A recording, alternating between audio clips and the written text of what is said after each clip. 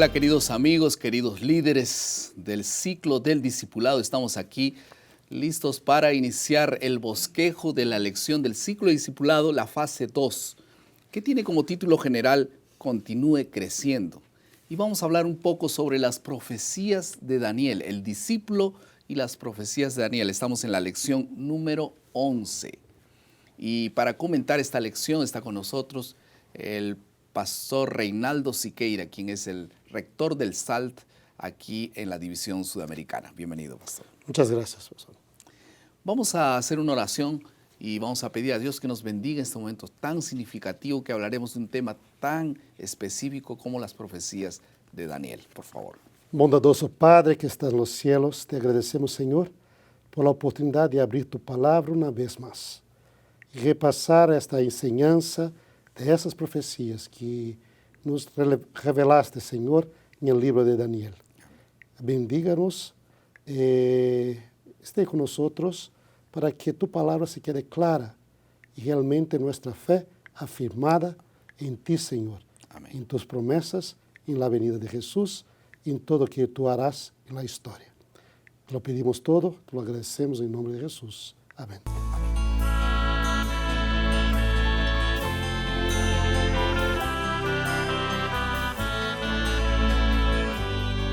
En el año de 1984, Michael Lewis, que era un estudiante en California, no tuvo tanta suerte porque después de una visita de 3 semanas a Alemania, él estaba retornando para su casa en Oakland, vía Los Ángeles.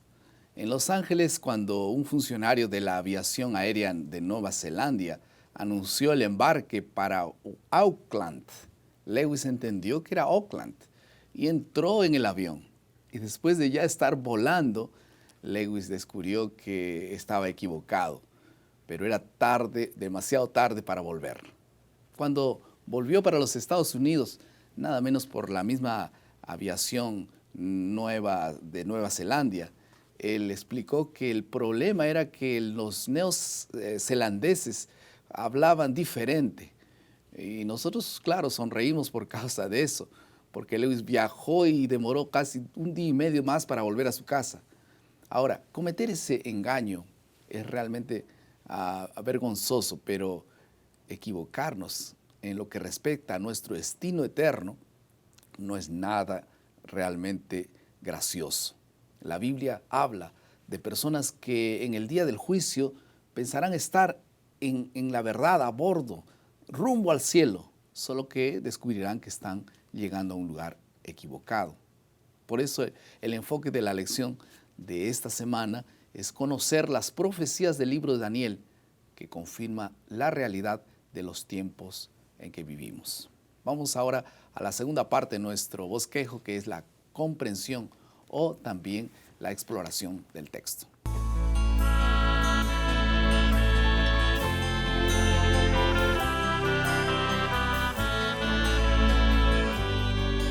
En el libro de Daniel nosotros encontramos varias profecías, varias descripciones de tiempos y de figuras representativas.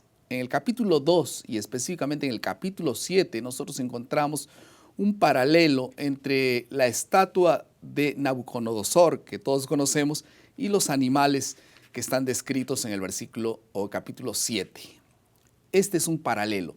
Pero en el capítulo 2 nosotros encontramos al final de esta profecía un elemento de barro con hierro. Ahora, esta mezcla es imposible, por eso es que nunca más se juntarán un reino universal para reinar el mundo, como lo fue tal vez en el pasado Babilonia, Medo-Persia, Grecia y Roma. Los alemanes hasta intentaron tener un reino universal, no lograron. Un poco tiempo atrás también vimos que Europa se quería unificar y hay una lucha para tener conglomeración de reinos juntos, unidos, pero cada vez descubrimos que esto es más difícil, ¿no es así? Es interesante, Pastor Edson, que la profecía bíblica, ¿no? Ella trae muchos detalles así que nos presentan que Dios conoce la historia realmente, que Él está en control de esa historia. porque no es una profecía que dice, bueno, va a levantar un reino, habrá un hombre poderoso. Pues, o sea, una cosa tan general que cualquier acontecimiento reino podría uno ahí identificar como si fuera, esto cumplió, esto no cumplió, o sea, como lo hace los horóscopos o las otras profecías, ¿no? Sí. Que cada hora uno encuentra cómo se va a cumplir. La profecía bíblica es específica, ¿no? Y da detalles. Y da detalles, detalles que comprueban su veracidad, su verdad, ¿no? Y también como Dios es el maestro del universo y de la historia. Entonces ahí está un detallecito muy interesante. Dice que después del cuarto reino que representa Roma, iba a este reino a dividirse. Pero sería fuerte y al mismo tiempo flaco. Fuerte como el hierro, flaco como el barro, ¿no? Pero como los dos no se unen, estos reinos que se resultarían de Roma jamás se unirían nuevamente. Y es interesante que uno de los ideales de los europeos es volver al Sacro Imperio Romano, germánico. O sea, que los germanos, los alemanes, o sea, todos los países, porque la verdad es, España es descendiente de estos bárbaros que vinieron del norte de Europa, ¿no? Las tribus germanas, ¿no? Los españoles, los franceses, los alemanes, los suizos, los italianos, y en los aquel portugueses. Nombre tenían los francos, los godos, visigodos, los La época, alamanes. Sí, así era. En fin. Y que estos jamás se volverían a unirse en un solo reino nuevamente, un imperio, ¿no? Podrían unificarse, estarán siempre unidos por matrimonio, por medios, pero jamás formarían uno. Y aquí nos vemos ahí. En la historia se intentó en la Edad Media, se intentó Napoleón, el francés, intentó los alemanes con Hitler, ¿no? Ahora se intenta con la Unión Europea, pero es interesante ver que a medida que hacen esfuerzo de unirse, la cosa empieza a fragmentar. Por las cuestiones financieras, países que no pueden más quedarse juntos por cuestión financiera, por la cuestión de aceptación. Yo tengo amigos que viven en España, en Francia, en Alemania. Es interesante que ahora está creciendo el rechazo de cada uno de ellos por sus vecinos. A los españoles no les gustan más los alemanes, a los franceses no quieren más que estén ahí. A los alemanes, un amigo mío lo vio a un alemán pegando a un francés diciendo, regresa a tu país porque está viviendo el mío. Y está empezando una tensión que hace con que Europa se está fragmentando. Y hoy la unidad tan deseada por ellos parece más un deseo un tanto utópico que una realidad de hecho. Y ahora nosotros vemos en el capítulo 2 y el capítulo 7 un paralelo entre los reinos representados por aquella estatua y los animales, aquellos que usa allí Daniel 7, el león, el oso, el leopardo, el animal espantoso que nosotros vemos. Ahora la pregunta es, ¿por qué se repite este asunto así? ¿Será que Daniel 7 amplía específicamente alguna otra cosa más sobre el tema? Cuando vemos el libro de Daniel, el libro estructurado para que este paralelismo que existe, paralelo, nos dé más informaciones sobre las profecías. El capítulo 2 es bien general, los reinos, su división al final, serán divididos hasta la venida de Jesús, que va a establecer un reino eterno. Sí. ¿No? Pero después, en el capítulo 7, nuevamente se repasa todo, pero con más detalles, ¿no? Primero entonces, el león representa la cabeza de oro, es Babilonia. Pero después vendría un oso. Un oso, ¿no? Que sería como la plata del capítulo 2. Pero tenía un costado más alto que el otro. ¿Por qué? Porque los persas dominaron más que los medos, ¿no? Pero también 3 costillas en la boca. ¿Por qué? Porque los medo-persas deberían conquistar 3 imperios allí para poder establecerse. O sea, son estos detalles que muestran que esta no es una profecía general como horóscopo, ¿no? Esto es bien específico por alguien que conoce la historia. El leopardo que está ahí, es el más rápido de los animales. Tiene también 4 alas, ¿no? Tiene 4 cabezas. ¿Por qué eso? Porque cuando el imperio griego empezó, con Alejandro Alejandro el Grande, ¿no? El Grande, él conquistó todo el mundo desde Europa hasta China en 10 años. Rápido, hasta hoy. Y no había aviones, No había ni, nada, por ni caballos. tanques Por en aquel caballo. tiempo, ¿no? O Solo sea, carrozas. voló para poder hacer eso, ¿no? Y después, pero él se dividió, después de su muerte, su reino se divide en 4. Y es el paralelo, es interesante porque es un paralelo de capítulo 2, capítulo 7 y capítulo 8. ¿No? Y cuando colocamos todos esos 3 en paralelo, tenemos, los 3 primeros reinos tienen nombre. El capítulo 2 dice que es Babilonia. Después el capítulo 8 dice que el segundo sería Medo-Persia. El capítulo 8 también dice que el tercero sería la Grecia. Y después un 4º reino que surgiría después, los romanos. Y se ve que este reino es descrito con precisión. Porque el animal que está en del capítulo 7, dice que este animal terrible, tenía los dientes de hierro, como las piernas de hierro del capítulo 2, ¿no? Destruía todo, como Roma lo hacía. Era un reino muy fuerte, muy terrible, un reino sin par en la historia humana, ¿no? Pero este reino se iba a dividirse en 10 reinos por sus cuernos, los 10 cuernos.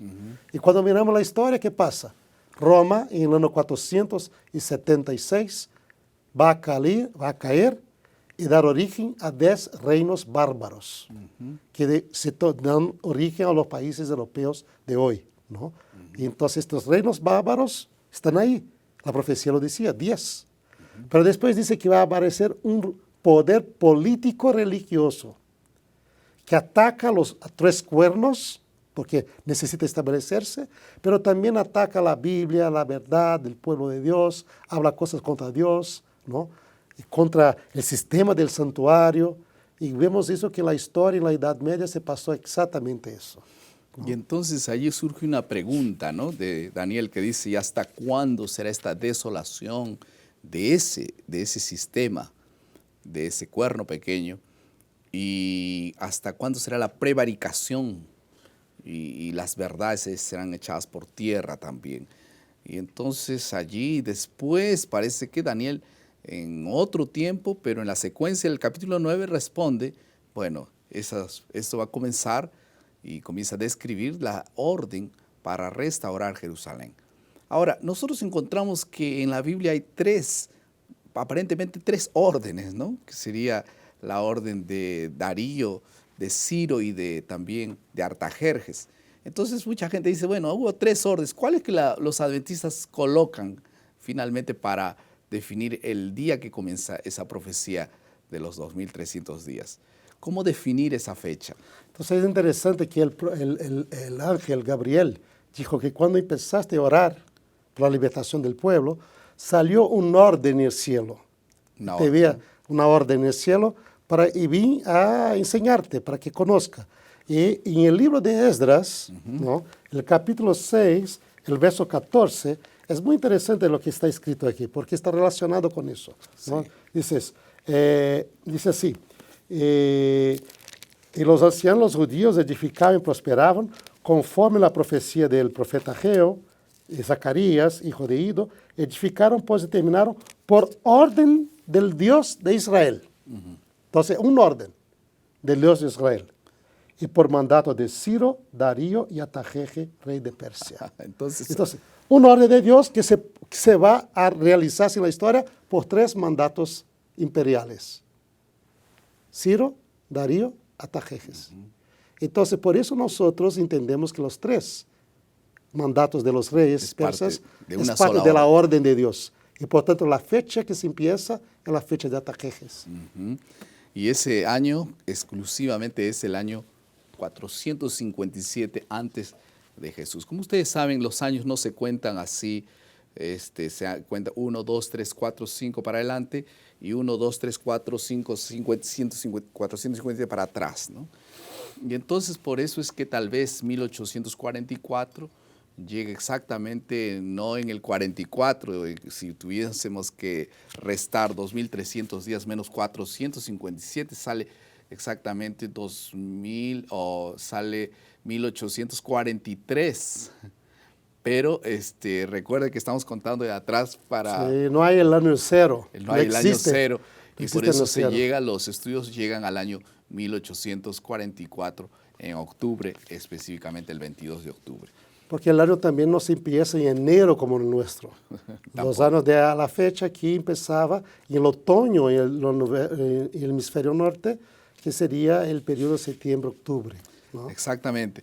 Ahora, para terminar esta parte, lo que mucho le intriga a las personas es ese cuerno pequeño que tiene algunas características especiales que ya hablamos un poco y que desafiará la ley de Dios y otras cosas. Ahora, ese cuerno pequeño será curado, la profecía bíblica dice también que será curada, y después ese cuerno se fortalecerá, y entonces parece que 1844 es una fecha para restaurar las verdades que han sido destruidas y también para poder definir un poco más el asunto del trabajo de Jesús en el santuario celestial como inicio del juicio investigador, ¿no es así?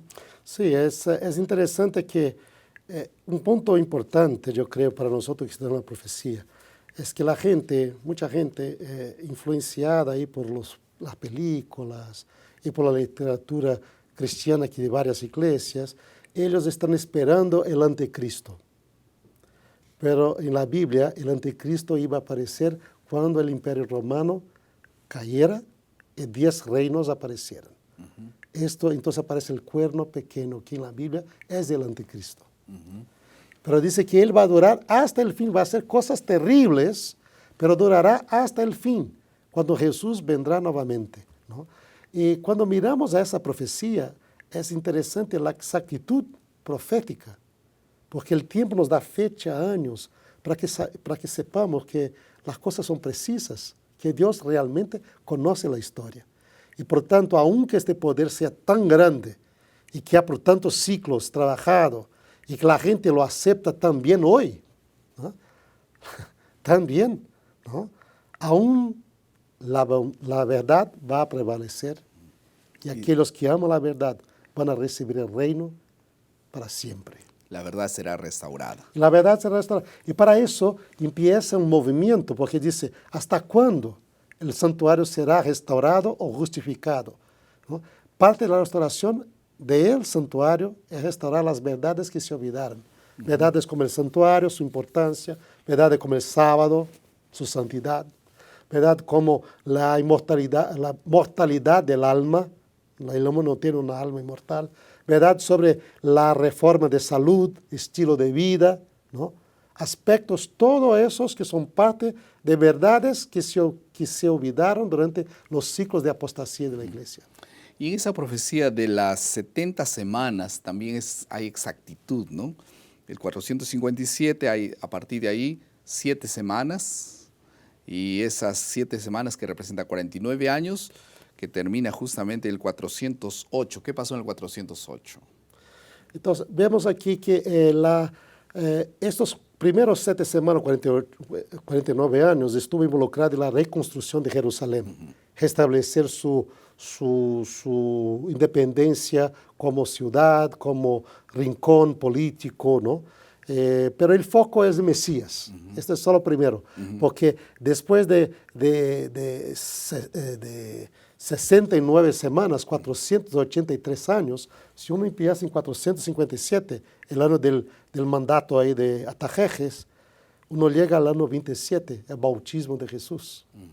Después dice que él iba a ejercer su ministerio por 3 años y medio. Y exactamente en el año 30, él muere, pone fin a los sistemas de sacrificios, ¿no? Es preciso, es maravilloso. Ahora, ¿por qué algunas personas aquí, por ejemplo, en el año 27 fue el bautismo, ¿no? En el año 31 sería la muerte, y en el año 34 sería la muerte de Esteban, ¿no? ¿Cuál es entonces la diferencia? Si Jesús vivió ¿cuántos años? ¿Murió de cuántos años? Jesús, él murió, lo sabemos que él tenía sus 33 años de edad, ¿no? Pero aquí dice que el año 31 después de Cristo. Sí. Entonces, ¿cuál es el problema de tiempo ahí en ese momento? No, es que ahí tenemos un calendario que es nuestro moderno, ¿no? Jesús nació antes del año 1. ¿no? Y cuando uno ve el reino de Herodes el Grande, este es el reino del año 3, 4 antes de Cristo. Entonces, este es el calendario judío en todo caso. Este calendario, bueno, estamos adaptando la profecía para este año 31, es calendario nuestro, año moderno, ¿no? Después de Cristo, o sea, un calendario nuestro actual. Pero tenemos de adaptar las fechas de profecía de entonces para referencias históricas que nosotros tenemos hoy, ¿no? Y ahora, para terminar, entonces, la verdad será restaurada. Y entonces esto a partir de 1844. No hay ni una profecía más con fecha después de 1844. No hay. Lo que hay es un movimiento profético, no una profecía de tiempo. Dice que habría restauración de las verdades por un movimiento profético que Dios iba a levantar. Y ese es el movimiento que vamos a estudiar en Apocalipsis. Sí, y a partir de allí el tiempo del fin. Vamos a pasar a la tercera parte de nuestro bosquejo, que es la aplicación.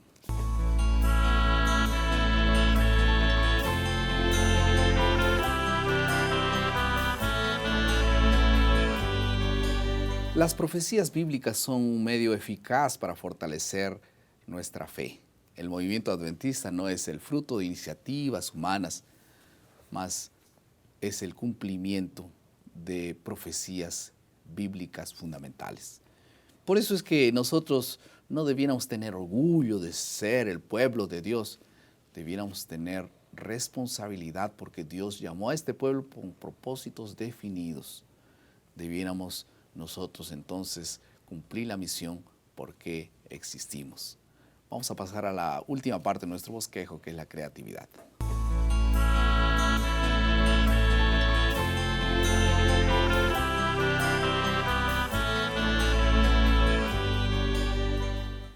¿Qué les parece si tomamos una decisión al final de esta lección? Decidir dedicar más tiempo para estudiar las profecías y anunciar la venida de Jesús. Cuando nosotros no conocemos la profecía, nosotros nos perdemos, nos podemos desorientar. Pero cuando nosotros conocemos las profecías, no seremos engañados. Por eso es que necesitamos ser fervorosos en el estudio de las profecías. Apenas aquí, en unos 15 minutos, hemos estudiado rápidamente un pincelazo de las profecías. Pero cada uno de nosotros debe estudiar pausadamente, con la historia, con el espíritu de profecía, las profecías, para poder ver que efectivamente lo que Dios dijo en su palabra se cumplió y se cumplirá en el futuro. Veamos con entusiasmo y con esperanza el futuro. Aferremos a Dios, a su palabra y a las profecías, y esto nos dará seguridad. Vamos a orar. Querido Padre, muchas gracias por tu palabra. Bendícenos, Señor, y que podamos ser verdaderos y fervorosos estudiantes de las profecías. Gracias porque tú, Señor, eres el dueño del tiempo y de la historia. Y nos aferramos a ti y a tu salvación. En el nombre de Jesús. Amén. Amén.